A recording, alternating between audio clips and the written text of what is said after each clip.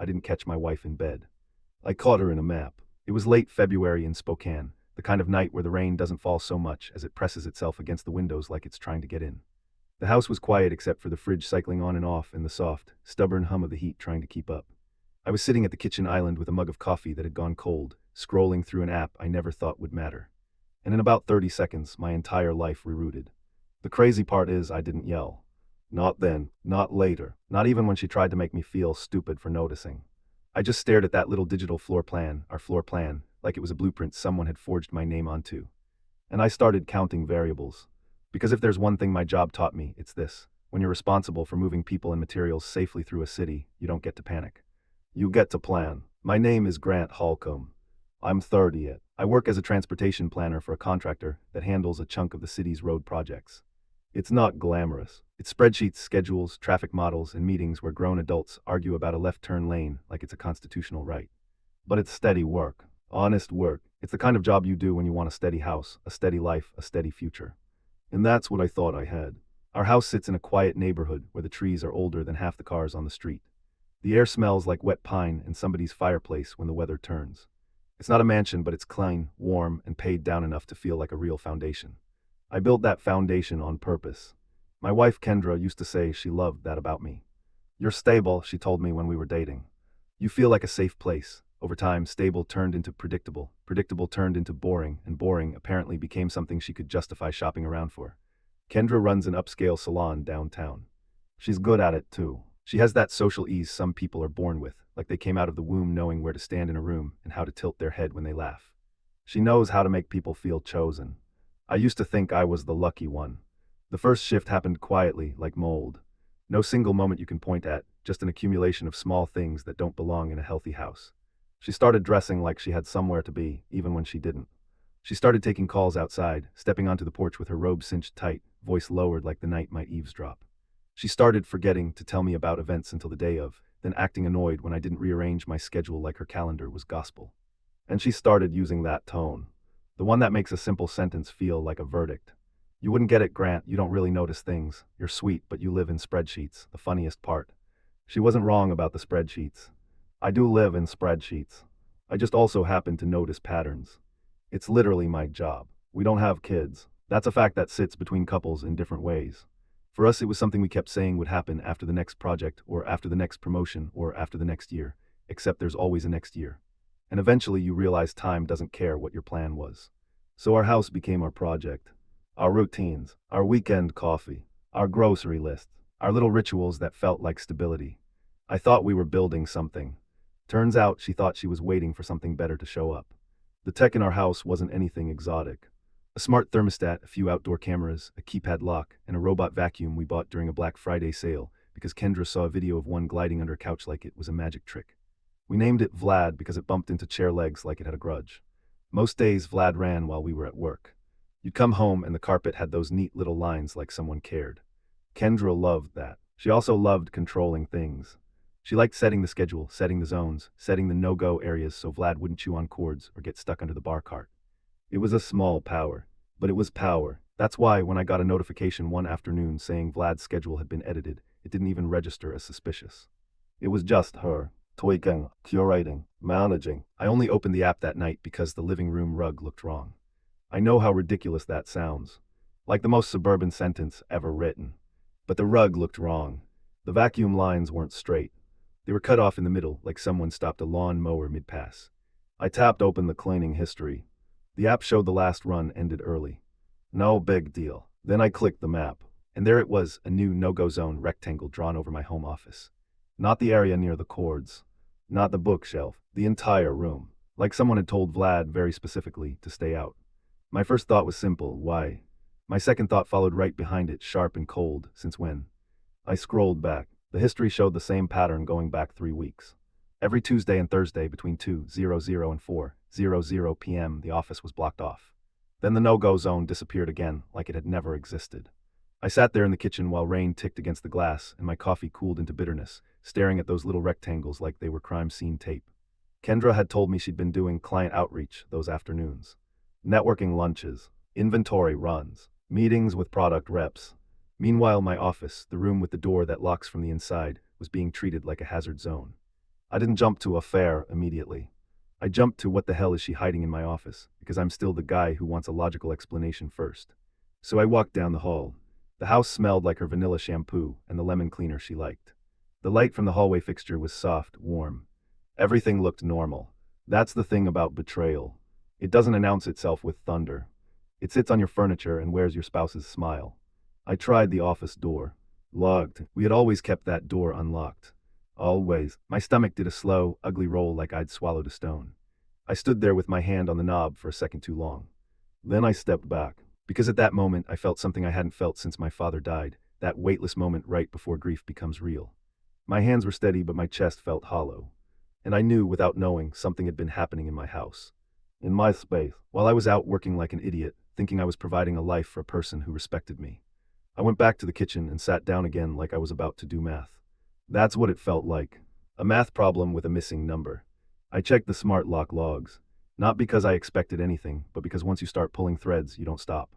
The lock app showed codes used, timestamps, which code triggered the unlock.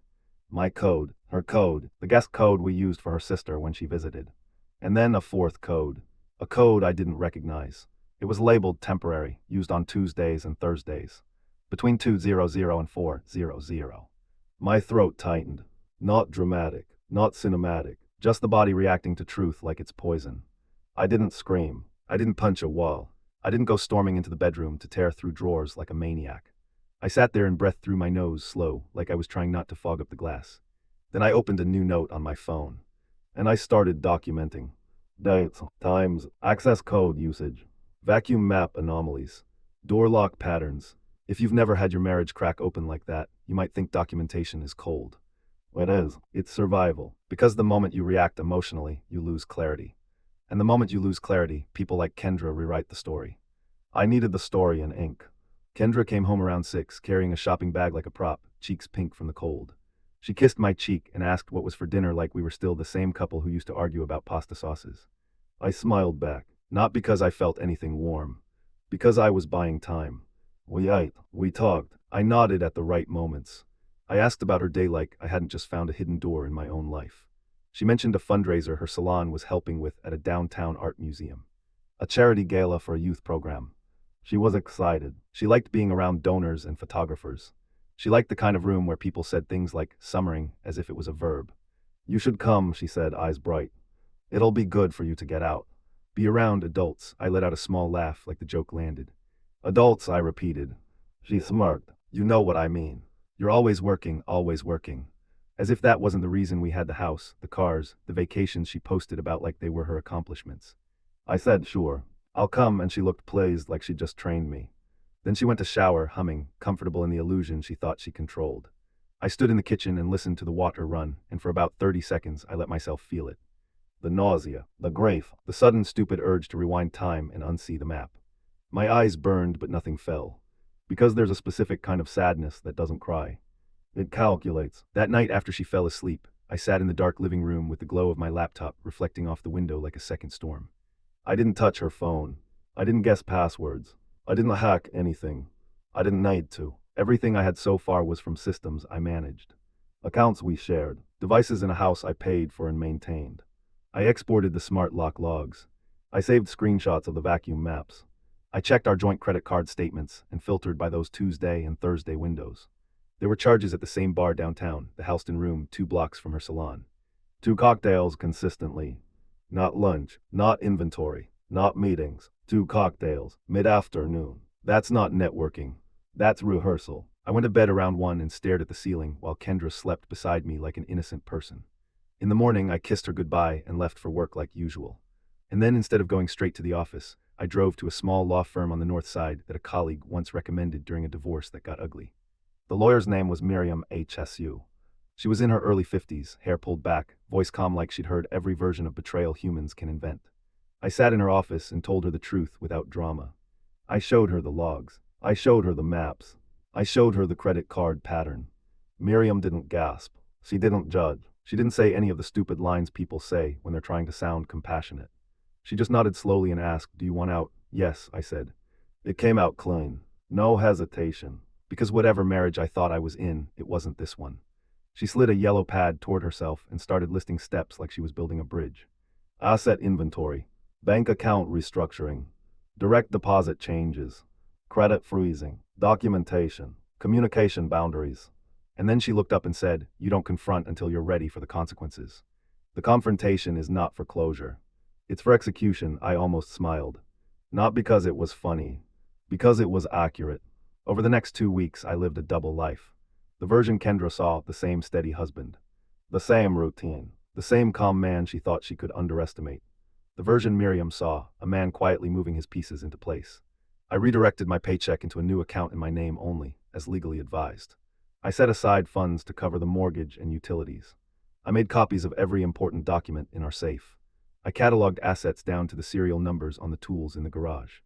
It wasn't revenge. It was protection. And because I didn't want to rely on just tech logs, Miriam recommended a licensed private investigator, someone who could document public behavior without crossing lines.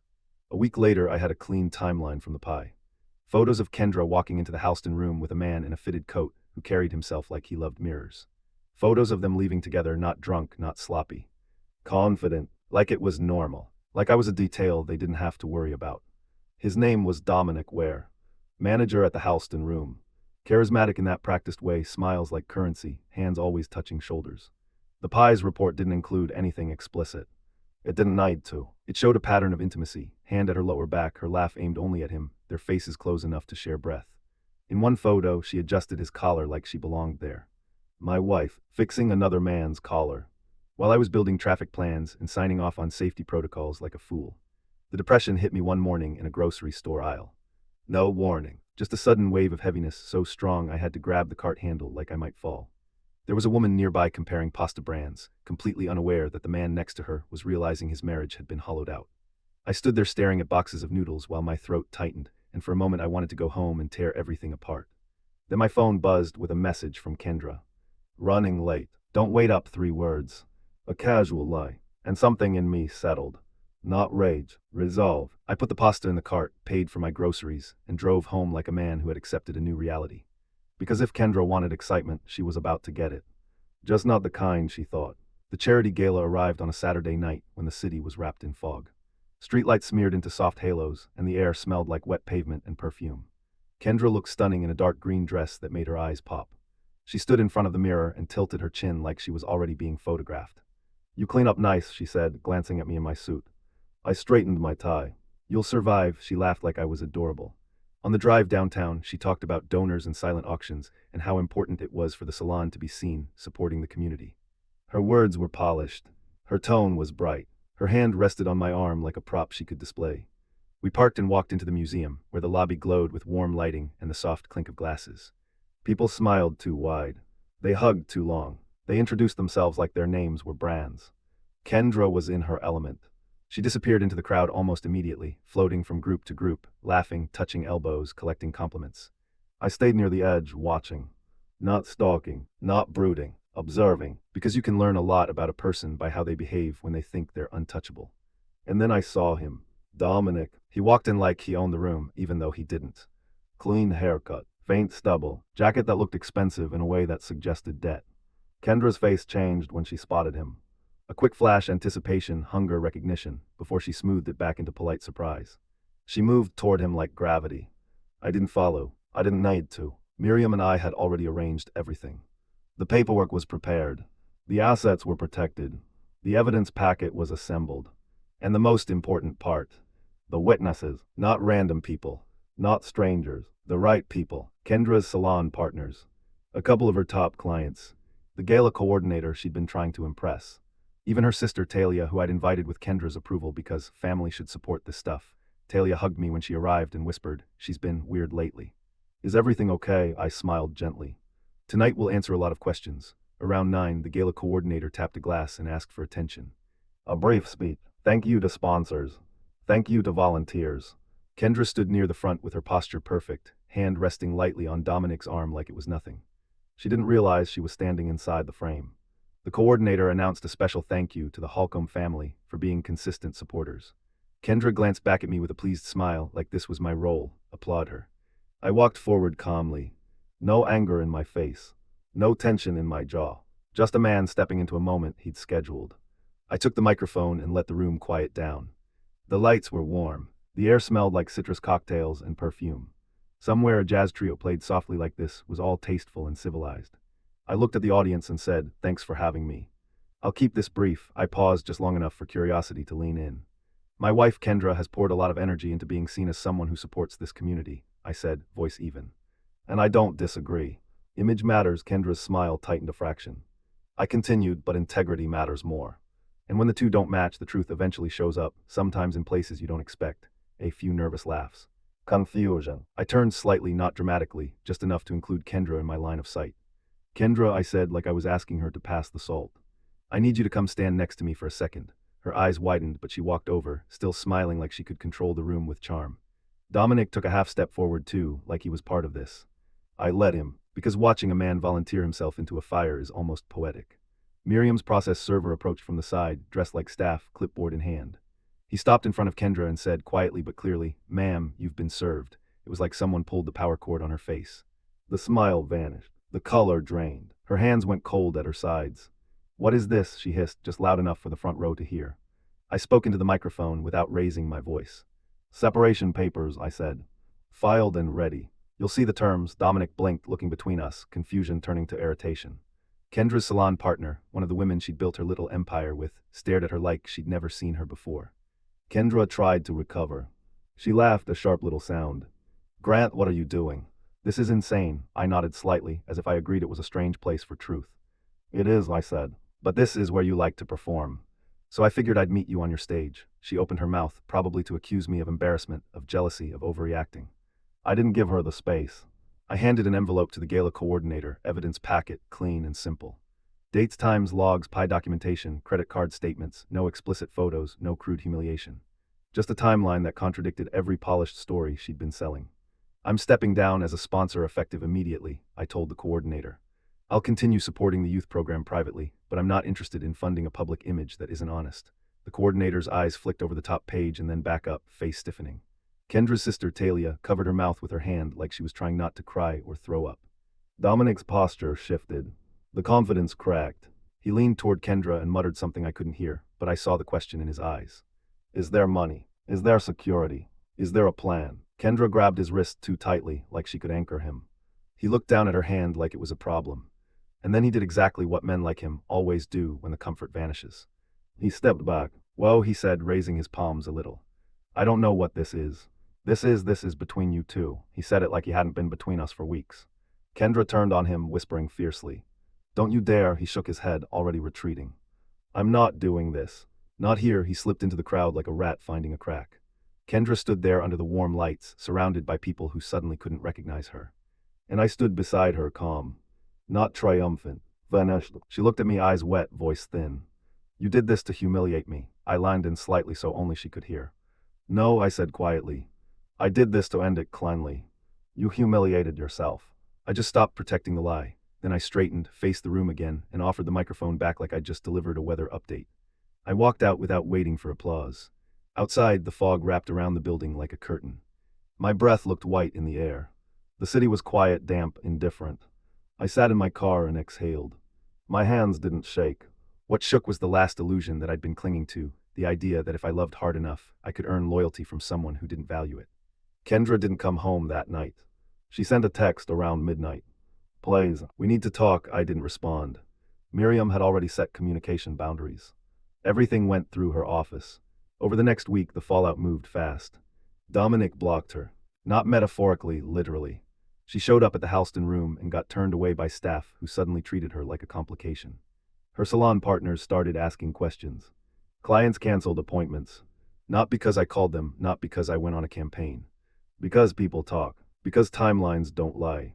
Because when your brand is "trust me" and someone shows a neat packet of evidence that says "don't," the room recalibrates. Kendra tried every angle.